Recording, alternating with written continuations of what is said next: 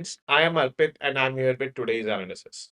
Today is 5th of July and we are going to deal with two very important topics which are in news. The first is Shanghai Cooperation Organization. India's External Affairs Minister, Mr. S. Jaishankar, is there in the capital city of Kazakhstan, that is Astana, to attend the SCO summit. SCO, which is a grouping of now 10 countries with the new entrant Belarus, which became part of this grouping this year. The earlier nine participants or earlier nine members are China, Russia, Kazakhstan, Kyrgyzstan, Uzbekistan, Tajikistan, India, Pakistan, and Iran. India and Pakistan joined the grouping in 2017. Iran joined it in 2023. Belarus joined in 2024. Rest, the first six names which I took were the founding members of the SCO in 2001. Next is elections in the UK. Now, this year, that is 2024, is the year of elections. UK has now gone into snap polls, where the incumbent Prime Minister, Mr. Rishi Sunak, has called for these elections. According to the exit polls, the Labour Party, which is not the party which Rishi Sunak belongs to, is going to win more than 400 seats in the 650 seats parliament of UK. UK, which comprises of England, Wales, Scotland, and Northern Ireland. So let us look into the details of these two topics as we progress further. So 4th of July, that is yesterday, the final day of SCO, that is Shanghai Cooperation Organization, was there. The summit was conducted. It was a 2 day summit in the Kazakhstan's capital city, Astana. And it was attended by India's External Affairs Minister, Mr. S. Jaishankar. His counterparts from China, Russia, and all also attended the summit. Now, the Prime Minister of India could not go, owing to two reasons, probably. First is the ongoing parliament sessions in the country, which he has to attend. And second is that heads of the states or the heads of the government of other countries were also not coming. Now, there, Mr. S. Jaishankar held talks with the Chinese Foreign Minister, Mr. Wang Yi, and they discussed on the situation which is there prevailing on the line of actual control in Ladakh region, probably. And they have vowed to double their efforts to resolve this particular situation over there. Then, earlier, he also held bilateral meetings with his counterparts from SCO members like Tajikistan and Russia, and the newest member, Belarus. So we also met the foreign minister of Belarus, the newest member. Now about SCO. When I talk about this particular grouping, this is the regional grouping, which is considered to be the world's largest regional grouping in terms of area, because we have countries like Russia, China, India. Then it is the largest grouping in terms of population also. We have China and India over here.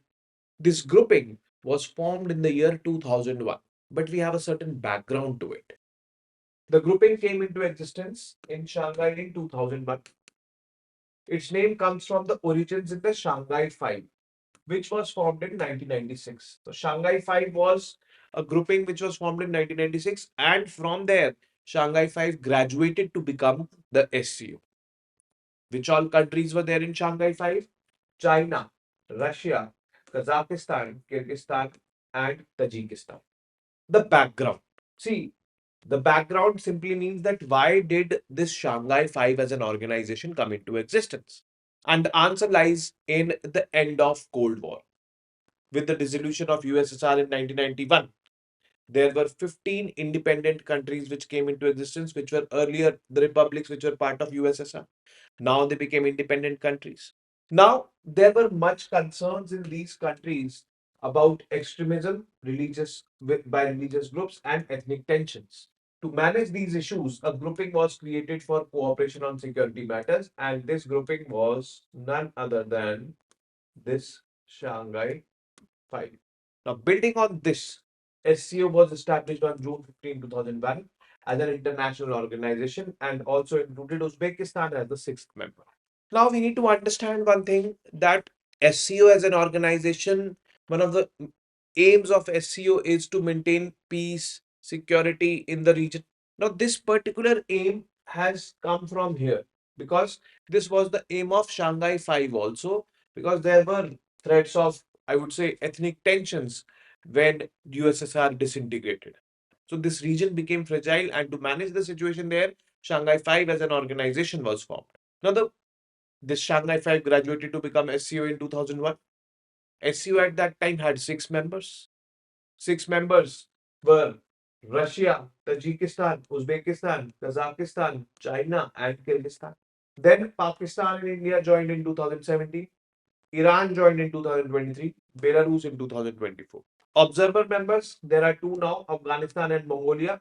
Earlier, Belarus was also here. Iran was also here in this list. So these two countries have graduated to become full members, full-time members. Now, if you closely look at the membership of this grouping, you will find an element of anti-West over here. Countries like Russia, China, Iran, they are those countries which are on the opposite spectrum, opposite side of the spectrum when it comes to talking about the West. So one of the inherent, I would say, aims of this organization is to stop the Western dominance in this region. Western countries definitely had their eyes on the Central Asian region. The Central Asian region comprises of five stans. First is Kazakhstan, second is Kyrgyzstan, third is Tajikistan, fourth is Uzbekistan, and the fifth stan, which is part of CAR but not part of SCO, is Turkmenistan. So, out of the five stans, that is, out of the five countries in the Central Asian Republic, four are part of SCO. Which four? Kazakhstan, Kyrgyzstan, Uzbekistan, and Tajikistan. Turkmenistan, which is part of Central Asian region, is not part of SCO. Now, this Central Asian region is resource rich, and the Western countries had their eyes on the resources of the Central Asian region. But these Central Asian region countries are an all-time ally of Russia. In fact, these countries did not wanted the disintegration of USSR as well. They wanted to be part of USSR, they wanted to be aligned with Russia. But since disintegration happened, but they became independent countries, but they are aligned with Russia. Aims of SCO: strengthening mutual trust, friendship, and neighborly relations among the member states, promoting effective cooperation in political, trade, and economic, scientific, technical, and cultural spheres, as well as in the realm of educational, energy, transport, tourism, environment protection, and other areas. So, all these things they see, ignore these pointers. Jointly maintaining and safeguarding the peace, security, and stability in the region, fostering creation of democratic, fair, and rational new international order and political and economic order. This has to be maintained by the SEO. These are the aims of SEO. Significance of SEO. What is the significance of this organization? Now, SEO is one of the few international organizations which deals with security issues and primarily has Asian members. So, all the Asian members are there and it deals with security issues. Maintaining peace, security is one of the major aims of this organization. Regional heavyweights like Russia and China have stressed its position as alternative to a Western international order. Now, India, which enjoys good relationships with the West, as well as these countries like Russia, not China, but yes, with Russia we enjoy a good relationship. Here comes a challenge for us because we have to, sharpen our balancing skills over here in this organization. Along with the BRICS grouping, which has India, South Africa, and Brazil as well, Russia and China are seen positioning against US influence. There in BRICS also, we call BRICS as an organization of the global South. There also, we want to overcome Western dominance. And here also, but here, since countries like South Africa, Brazil are missing, so, Russia and China particularly, which have or which share this friendship with no limits nowadays, they want to, project SCO as an organization which is hardcore anti-West. Now, this makes, you know, situations challenging for India a bit. This year, there was a question in mains, and they asked to critically analyze the aims and objectives of this organization, that is SCO. Then Central Asian republics, that is Kazakhstan, Kyrgyzstan, Uzbekistan, Tajikistan. Uzbekistan is also part of CAR, but not of SCO. So basically, it is not Uzbekistan, it is Turkmenistan. Often considered as backyard of Russia, are a major source of oil and natural gas. These resources are vital for projects like BRI of China and overall energy security. Now, significance for India. When I talk about significance for India of SCO. So, on one level, SCO membership allows India to participate in a forum which enhances its scope of cooperation with Central Asian countries, the resource-rich Central Asian countries, with which we do not have as such established good relations, or I would say deep diplomatic ties, especially. But yes, SCO gives us a platform where we can engage with them. It also matters for maintaining communications with major actors in the region on common security issues. For example, an important permanent structure within the SCO is that is Regional Anti-Terrorist Structure, that is RACS. It assists members in the preparation and staging of counterterrorism exercises, analyzes key intelligence information coming in from the member states, and shares information on the terrorist movements and drug trafficking, which is obviously very much important for India, because India is one such country which is sharing, or which is at the receiving end when it comes to terrorism, basically. So this needs to be understood in this way, that significance for India of this organization is immense when it comes to fighting terrorism. Now, concerns in BRI. What are the concerns in BRI? Bilateral relation or bilateral issues remain unsolved. India and China have unresolved border issues. Last year, when the summit was under India's leadership, it was hosted digitally. India refused to sign the paragraph which endorsed the Belt and Road Initiative. So, tensions between India and China, issues between India and China remain. Issues between India and Pakistan also remain, because you know they have time and again been hampered by cross-border terrorism. So when it came to critically analyzing the aims and objectives of SCO, we had to look into the aims and objectives, and one of the aims and objective is resolving bilateral issues, border issues, maintaining peace, tackling terrorism. These are the aims and objectives of this organization. But is this organization able to do that? So with these counter arguments, we can definitely say that the aims and objectives of SEO are not met. That is why we had to critically analyze that statement. Then there are border conflicts between Russia and China as well. On the northern side of China, southern side of Russia, the Russia-China border lies. So this is also there. Next is elections in the UK. Now in UK there are two parties, that is the Labour Party and the Conservative Party, the two major parties over there. Now the incumbent Prime Minister, Mr. Rishi Sunak, he belongs to the Conservative faction, and this person, Keir Starmer, belongs to the Labour Party. With the opinion polls coming in, it is believed that this Keir Starmer's Labour Party is going to win the elections after 14 years. So let us see. The exact results will be declared by today. But the present situation in UK right now is, first of all, the entire population, if I talk about, is 67 million. Unemployment is 4.40%. GDP per capita is $46,125 as per 2022. Inflation is 2%, which is well within limits. Median age is 41 years. Food inflation is 1.7%. Okay, no problem. Voting age 18, similar to India. Parliamentary seats 650. Parliamentary term 5 years. Seats required for majority 50% plus 1, that is 326.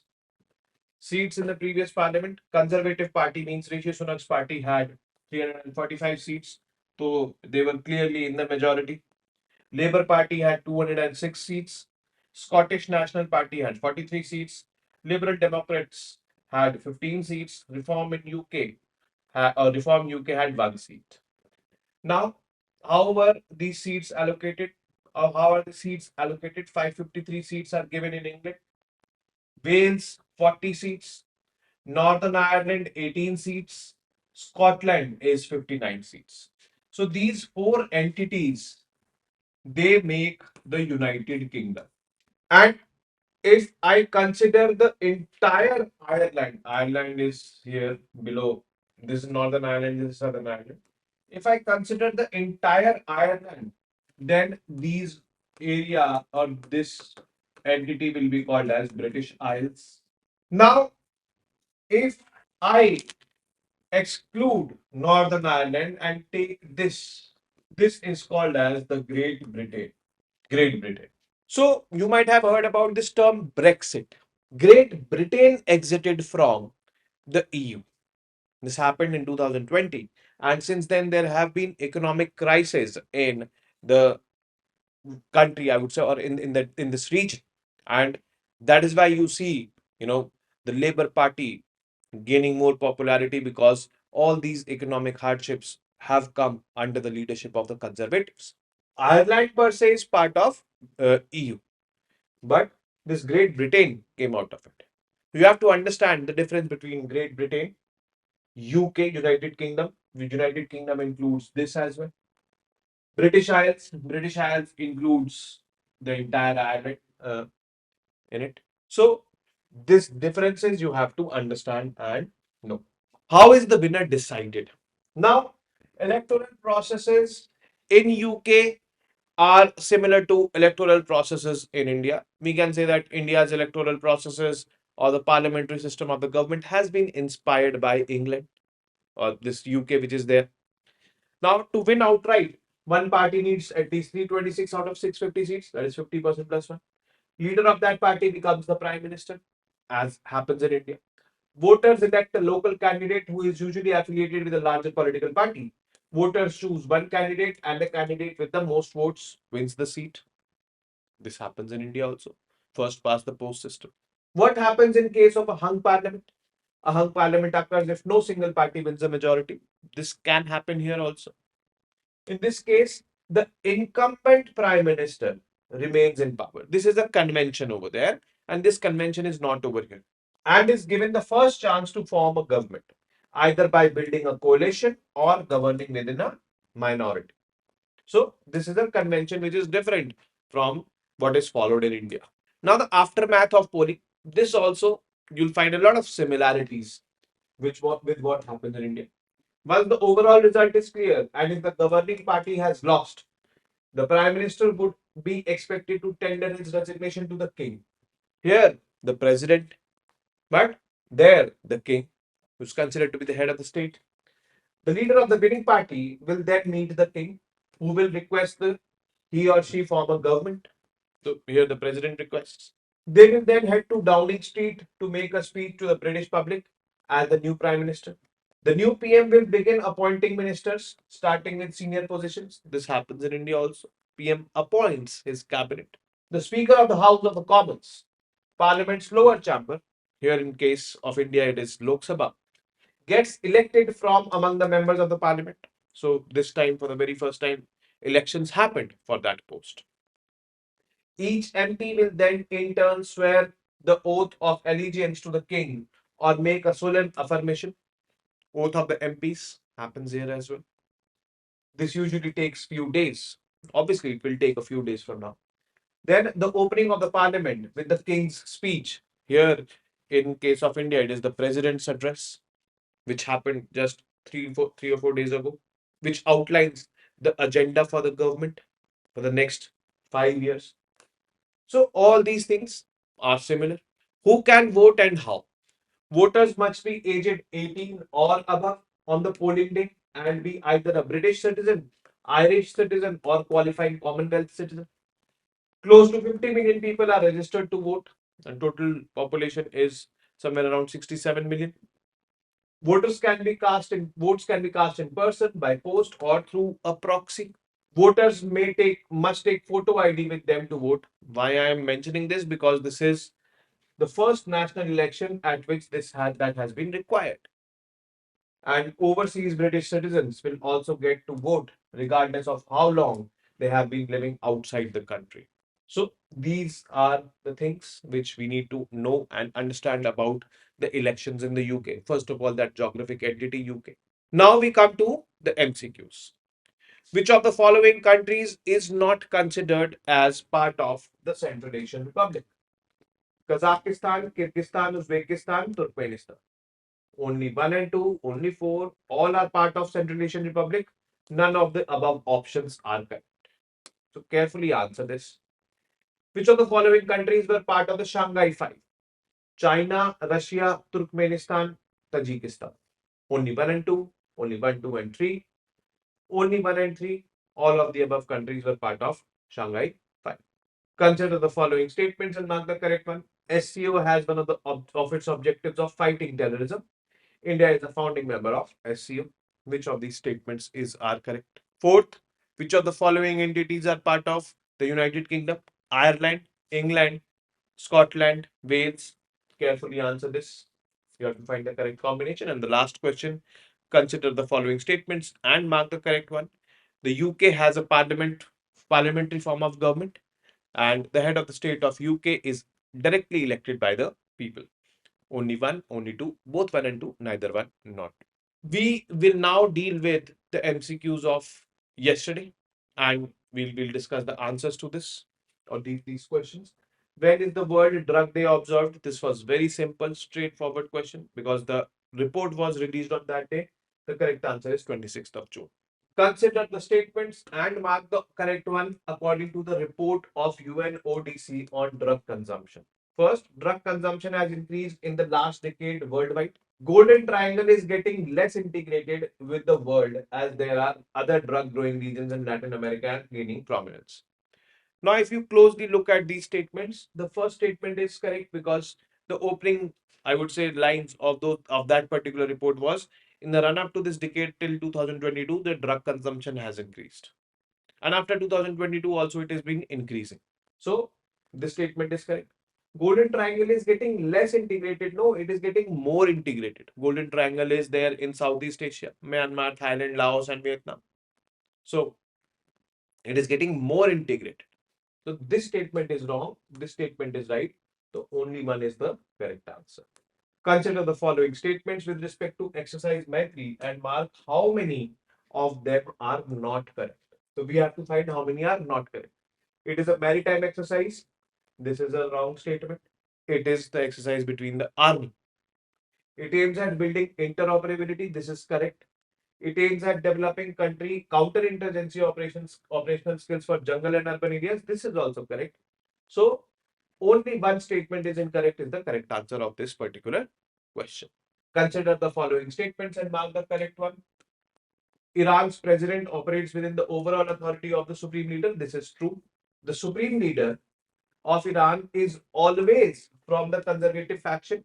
See, till now there are two supreme leaders. The second supreme leader is there, and both of them coincidentally have been from the conservative faction, but the supreme leader can be from the reformist faction also. So this statement is wrong. Is not always. It can be the supreme leader can be from the reformist faction also. The president of Iran is democratically chosen. Yes, he is democratically chosen by the people. So only one and three is going to be the correct option.